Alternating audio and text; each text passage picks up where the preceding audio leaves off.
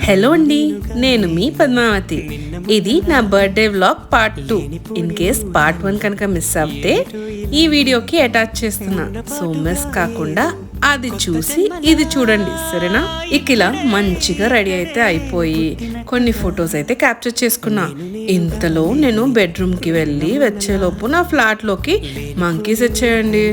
మా maid aunty గారిని పిలిచి వాటికి బాయ్ బాయ్ చెప్పించాను. అసలు ఎంత ఆశ్చర్యం అంటే అవి వచ్చి ఎవరికి ఏం హామ్ చేయలేదండి.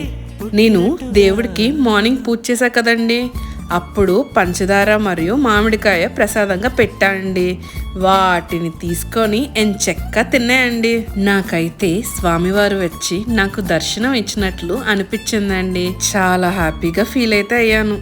ఇక ఈవినింగ్ అయితే అయిందండి. నా ఫ్రెండ్ ఏంటో నా ఫ్లాట్లో నాకు తెలియకుండా సీక్రెట్గా డెకరేషన్ చేసి సర్ప్రైజ్ చేద్దాం అనుకుంది. అది ఎలా పాసిబుల్ అండి? ఇక దొరికేశారండి వాళ్ళంతా. కానీ ఏ మాట కామాట చాలా బాగా చేశారండి.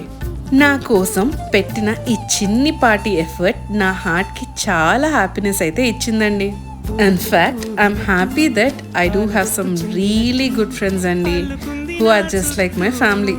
ఇక కేక్ కట్ చేసి ఈవినింగ్ అలా కరాఫా కెఫేకి వచ్చామండి మా గర్ల్ గ్యాంగ్తో కలిసి. అంతే అండి.